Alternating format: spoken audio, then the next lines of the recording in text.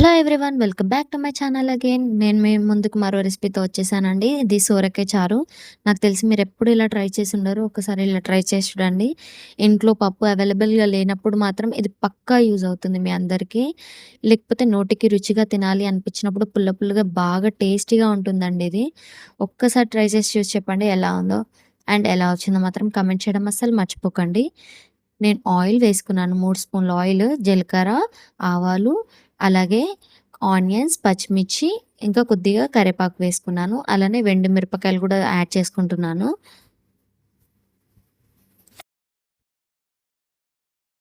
చేసిన తర్వాత నేనిప్పుడు కొంచెం పసుపు, అలాగే కొద్దిగా అల్లం కూడా యాడ్ చేసుకుంటున్నాను. అల్లం పేస్ట్ బాగా ఆయిల్‌లో వేగిన తర్వాతకి ఇప్పుడు నేను సోరకాయలను యాడ్ చేసుకుంటున్నాను. సోరకాయలనేది అడ్డంగా కట్ చేసుకున్నానండి. అంటే మనం సాంబార్‌లోకి ఎలా కట్ చేసుకుంటానో అలా కట్ చేసుకున్నాను. సొరకాయలు యాడ్ చేసుకున్న తర్వాత ఇప్పుడు మనం వాటిని ఆయిల్లో మంచిగా గోలనిద్దాము. ఆయిల్లో అవి బాగా ఉడికిన తర్వాత మనము నెక్స్ట్ ప్రాసెస్ ఏంటో చెక్ చేద్దామండి. ఇప్పుడు ప్రాసెస్ ఏంటో చూడండి. ఈలోపు మనం టమాటాస్ తీసుకొని కట్ చేసుకొని వాటిని ప్యూరీ చేసుకుందామండి.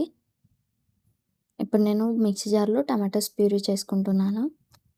ఆ తర్వాత నేను టమాటా ప్యూరీ చేసిన తర్వాత నేను కొంచెం చింతపండుని తీసుకొని కూడా ఒక 10 మినిట్స్ వరకు నానేసుకుందాము. వాష్ చేసుకోవాలి చింతపండుని.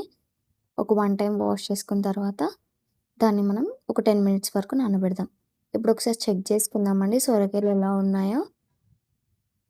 ఇప్పుడు మనం నెక్స్ట్ ప్రాసెస్‌లో ఏముందో చూద్దాం. ఇప్పుడు నేను టమాటా ప్యూరీని యాడ్ చేసుకుంటున్నాను. టమాటా ప్యూరీ యాడ్ చేసుకొని మిక్స్ చేసుకుందామండి. ఈలోపు నేను చింతపండుని వాష్ చేసుకొని అలానే గుజ్జు తీసి పక్కకు పెట్టుకుంటాను. ఇది వేడి వేడి అన్నంలోకి చాలా టేస్టీగా ఉంటుందండి. చింతపండు రసం అనేది బాగా పుల్లగా తీయకుండా నార్మల్‌గా తీసుకుందాము. మన పప్పుచారులోకి ఎలా తీసుకుంటామో అలా కాకుండా బాగా పుల్లగా ఉండకూడదు ఇది. జస్ట్ నార్మల్‌గా తీసుకుందాము. పల్చగానే తీసుకుందామండి చింతపండు గుజ్జుని. చింతపండు గుజ్జు అనేది పక్కకు పెట్టుకొని ఇప్పుడు నేను ఇందులో కొంచెం కారం, అలాగే కొద్దిగా సాల్ట్ యాడ్ చేసుకుంటున్నాను. కారం ఇంకా పసుపు ముక్కలకు పట్టేంత వరకు ఆయిల్‌లోనే ఉడకనిద్దామండి సొరకాయలని. అప్పుడు సొరకాయకి కారం, ఉప్పు పట్టి బాగా మంచిగా ఉంటుంది టేస్టీగా. ఆయిల్‌లో ఎంత మగ్గితే అంత బావుంటుంది.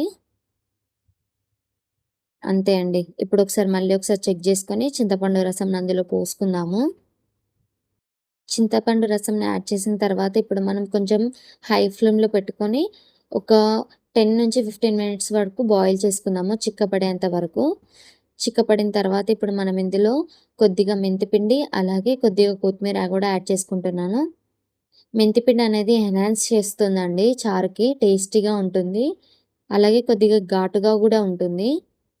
సొరకాయ చారు అనేది రెడీ అయిపోయిందండి. ఇది ఇంకొంచెం చిక్కబడాలి. చిక్కబడిన తర్వాత మనం స్టవ్ ఆఫ్ చేసేసుకుందాము. మనం టమాటా ప్యూరీ ఎందుకు యాడ్ చేసామంటే చిక్కదనం కోసమండి.